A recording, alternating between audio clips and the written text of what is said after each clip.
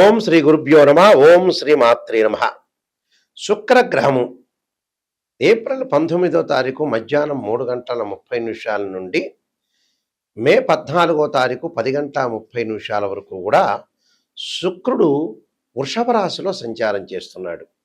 April 19 నుంచి శుక్రుడు తన సొంత రాశి అయిన వృషభ రాశిలో సంచారం చేయటం అనేది జరుగుతుంది.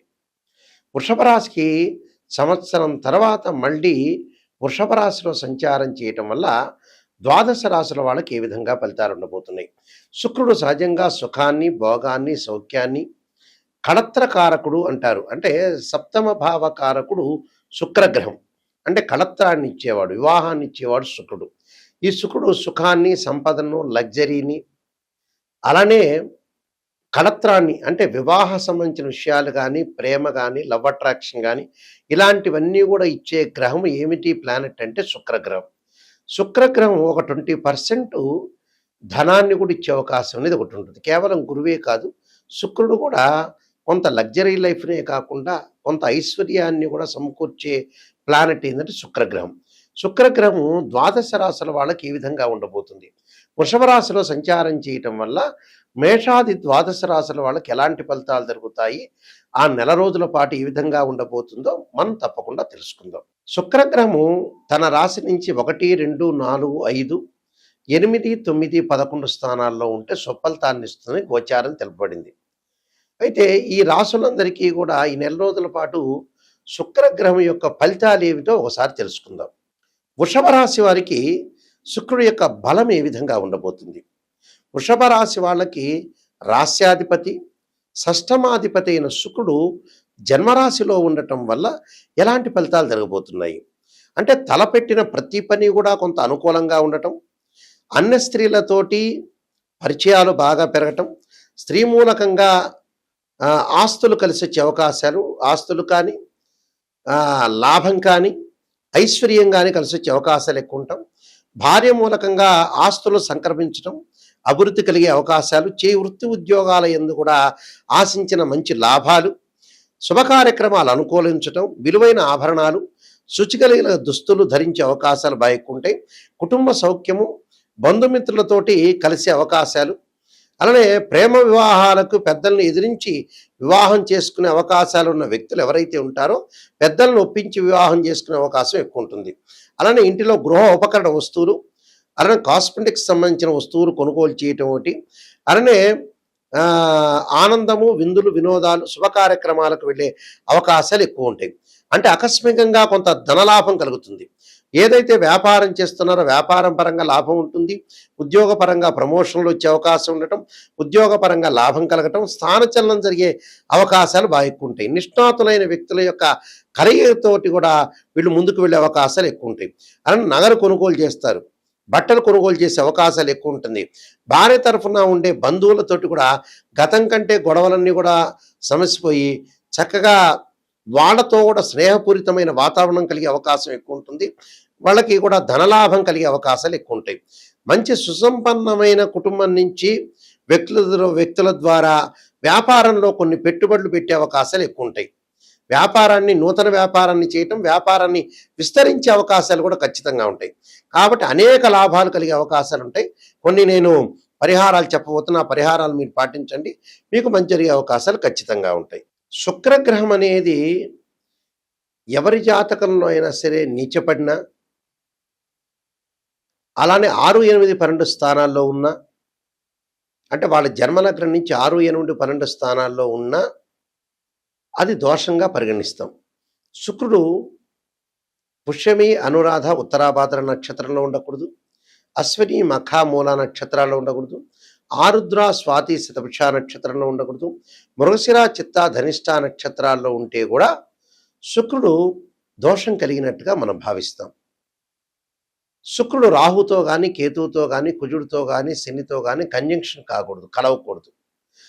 వారి జన్మలగ్నం నుంచి 6, 8, 12 స్థానాల్లో శుక్రుడు ఉన్నా కూడా దాన్ని శుక్రదోషంగా మనం పరిగణిస్తాం.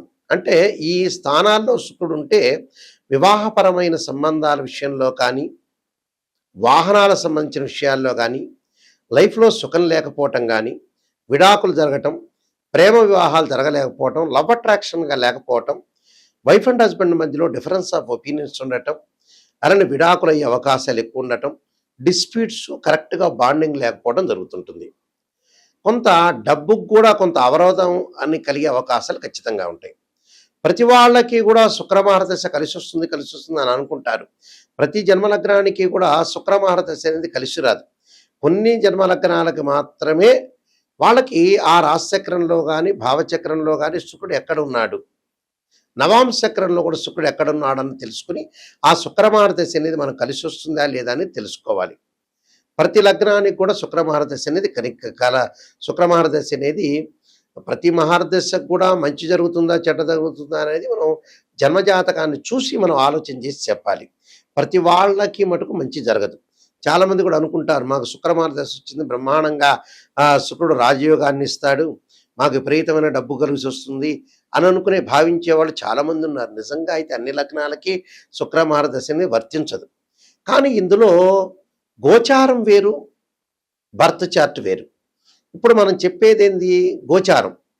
గోచారానికి అలానే బర్త్ చార్ట్కి లాట్ ఆఫ్ డిఫరెన్స్ ఉంటుంది. అంటే what is the difference between transit system and birth chart. Transit system అంటే గోచారం. గోచారం అంటే సహజంగా ఓ చెట్టు ఉంటుంది, ఆ చెట్టు కొమ్మలు ఉంటాయి, ఆ కొమ్మలకు ఆకులు ఉంటాయి. ఆకులు ఎలా ఉంటుంది, రైన్ సీజన్లో వస్తాయి, వింటర్ సీజన్లో అలానే ఉంటాయి, సమ్మర్ సీజన్లో కిందకి రాలిపోతుంటాయి. కానీ వేళ్ళు అనేది బర్త్ చార్ట్, నాటల్ చార్ట్ అంటారు. ఆ బర్త్ చార్ట్లో ఎప్పుడూ కూడా మనకైతే వేళ్ళు అనేది ఉంటాయో ఆ వేళ్ళు స్టాండర్డ్గా ఉండాలి. ఆ వేళ్ళు అంటే బర్త్ చార్ట్ అంటే మనం పుట్టినప్పుడు డేట్ ఆఫ్ బర్త్ టైము తీసుకొని ఆ బర్త్ చార్ట్ను చూస్తే ఆ బర్త్ చార్ట్ అనేది మనకు అనుకూలంగా ఉంటేనే మన లైఫ్ అనేది అనుకూలంగా ఉంటుంది. గోచారం ఎప్పుడు కూడా 20% మాత్రమే సపోర్ట్ ఉంటుంది. అంటే ఎంత కృషి చేసినా ఆవగిందంత అదృష్టం ఉండాలంటారు. ఆ అదృష్టం మాత్రమే గోచారం. కానీ నిజంగా బర్త్ చార్ట్ చాలా మోస్ట్ ఇంపార్టెంట్. ఎప్పుడైనా తెలుసుకోండి, ఒక బర్త్ చార్ట్లో నిజాన్ని తెలుసుకోవటానికి మీరు ప్రయత్నం చేయండి దయచేసి. నెగిటివ్ చెబుతున్నారు గురువు గారు అనుకోవద్దండి. నెగిటివ్లోంచే మనం పాజిటివ్ వచ్చే అవకాశం ఉంటుంది. ఒక డాక్టర్ దగ్గరికి వెళ్ళాం, ఆ డాక్టర్ గారు షుగర్ వచ్చింది మీకు చెప్పాలా అక్కర్లేదా, చెబితే ఖచ్చితంగా మనం రెమెడీ పాటిస్తాం, ఒక ట్యాబ్లెట్ వాడతాం, మనం తగ్గిపోతుంది. వాళ్ళు ఆ డాక్టర్ గారు చెప్పలేదు, మీరేదో అనుకుంటారని చెప్పలేకపోతే మనకే నష్టం జరుగుతుంది. కాబట్టి ఎప్పుడైనా సరే జాతకాన్ని చెప్పించుకునేటప్పుడు ఖచ్చితంగా నెగిటివ్ తెలుసుకోండి. నెగిటివ్ను పాజిటివ్ చేసుకోవటం ఎలాగా, దానికి ఒక రెమెడీ ఉంటుంది, మనం జాగ్రత్తలు తీసుకోవాల్సిన సూచనలు ఉంటాయి. దాన్ని బట్టి మనం ముందుకు వెళ్ళామనుకోండి మంచి జరిగినట్టే, మనమే నిజంగా సూపర్ స్టార్స్ అయినట్టే. నెగిటివ్లోంచి ఎప్పుడైతే పాజిటివ్ చేసుకుంటారో వాళ్ళు నెంబర్ 1 స్థాయికి వెళ్ళే అవకాశాలు ఖచ్చితంగా ఉంటాయి, అందులో నో డౌట్ ఇట్. కాబట్టి శుక్రగ్రహం అనేది జాతకంలో ఏ విధంగా ఉండబోతుంది, గోచార పరంగా కూడా శుక్రగ్రహం వల్ల మనకి చెడు జరుగుతుందా మంచి జరుగుతుందా అని తెలుసుకోవాలి. ఎందుకంటే ఈ శుక్రగ్రహానికి కొన్ని పరిహారాలు కూడా ఉన్నాయి. శుక్రగ్రహానికి మనకు శుక్రమహారదశ జరిగేటప్పుడు ఏ విధంగా ఉంటుంది, ఆ లగ్నానికి మనం కలిసి వస్తుందా లేదా, ఇలాంటివన్నీ శుక్రుడు నీచపడ్డాడా లేదా శత్రుక్షేత్రంలో ఉన్నాడా అనేది మనం శుక్రుడితో ఏ పాపగ్రహాలు కంజంక్షన్ అయినాయి ఇలాంటివన్నీ కూడా తెలుసుకోవాలి. వాస్తవం ఏంటంటే శుక్రగ్రహానికి పరిహారం ఏంటంటే మనకి ఒక్కొక్క గ్రహానికి అధిదేవత ప్రత్యదేవత అధిష్టాన దేవతలు అంతరిక్ష దేవతలు కూడా ఉంటారు. నిజంగా శుక్రగ్రహానికి ఏమిటంటే కమలాదేవి అంతరిక్ష దేవత. అంటే కమలాదేవి యొక్క స్తోత్ర పాలనం చేస్తే శుక్రదోషం అనేది తొలగిపోతున్న శాస్త్రం. శుక్రుడికి ఇంద్రాణి అధిదేవత, అలానే ఇంద్రుడు ప్రత్యదేవతలు అవుతారు. అధిష్టాన దేవత అమ్మవారు అంటే శ్రీ మహాలక్ష్మి రాజరాజేశ్వరి. అయితే శుక్రగ్రహము సహజంగా ఈ శుక్రగ్రహ దోషానికి ఇలాంటి పరిహారాలు చేసుకోవాలి. వీలైతే భృగుపాస్పదాస రుద్రాభిషేకం అని, అలానే భృగుపాస్పదాస హోమం అని, వివాహం కాని స్త్రీ పురుషులు ఎవరైతే ఉంటారో వాళ్ళు ఖచ్చితంగా భృగుపాస్పదాస్త్ర రుద్రాభిషేకాన్ని హోమాన్ని చేసుకోవాలి. అలానే వివాహం కాని స్త్రీ పురుషులు ఎవరైతే ఉంటారో అమ్మాయిలు వరపాస్పదాస రుద్రాభిషేకం, అఘోర గౌరీపాస్పదాస రుద్రాభిషేకం, అబ్బాయిలు కన్యాపాస్పదాస రుద్రాభిషేకం చేసుకోవాలి. సహజంగా శుక్రుడు నీచబడిన వాడు కానీ, శుక్రకుజులు కలిసిన వాళ్ళు కానీ, శుక్రరాహులు కానీ, శుక్రశనులు కానీ, శుక్రకేతువులు కానీ కలవకూడదు. సహజంగా ఏంటంటే ఈ శుక్రుడు వల్ల కొన్ని వ్యాపార పరంగా కొన్ని ఇబ్బందులు కలుగుతూ ఉంటుంటాయి. అలాంటి ఇబ్బందులు కలిగే వాళ్ళు కొంత జాగ్రత్తగా ఉండాలి. అంటే ఏ రంగాల్లో కొంతమందికి ఇబ్బంది కలిగే అవకాశాలు ఎక్కువగా ఉంటాయి. అంటే కాస్మెటిక్స్ కానీ, గోల్డ్ షాప్ వాళ్ళు కానీ, అలానే బట్టల షాప్ వాళ్ళకు కానీ, అలానే హోటల్స్ కానీ, రెస్టారెంట్స్ కానీ ఇలాంటి వాళ్ళు కొంత జాగ్రత్తగా ఉండాలి. అంటే శుక్రగ్రహం వివాహానికి సంబంధించి దానివల్ల డిసీజెస్ కూడా వచ్చే అవకాశం ఉంటుంది శుక్రుడు బాలేకపోతే. హెర్నియా అని, హైడ్రోసిల్ అని, అలానే ఏదైతే హార్మోన్స్ సంబంధించిన బ్యాలెన్స్ కానీ, నరాల బలహీనతను కానీ, అలానే ఫెలోషియన్ ట్యూబుల్లో అండాశయంలో కొన్ని మార్పులు కానీ, స్త్రీలకి కొంత సంతాన సమస్యలు కానీ, ఋతు సంబంధమైన దోషాలు కానీ బాధపడే వాళ్ళందరూ కూడా కమలాదేవిని ఆరాధన చేయమంటారు. వైవాహిక జీవితంలో ఉండే సమస్యలు కానీ, దారిద్ర్యం తొలగిపోవటానికి కానీ, భార్యాభర్తల యొక్క బంధం కానీ, భిన్నమైన అభిప్రాయాలు లేకుండా ఉండటానికి అమ్మవారి యొక్క ఆరాధన చేయండి అంటారు.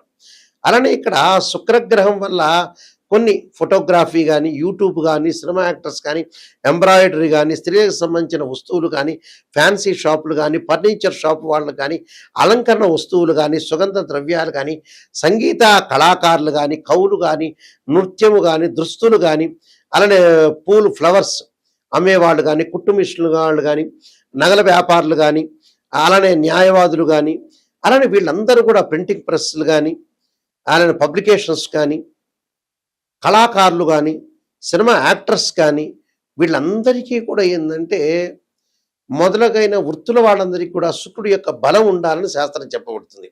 శుక్రుడు ఎలా ఉండబోతున్నాడో మనం తెలుసుకోవాలి. ఆ గోచారీత్యా అనుకూలంగా ఉండాలి, బర్త్ చార్ట్ ప్రకారంగా కూడా అనుకూలంగా ఉండాలి.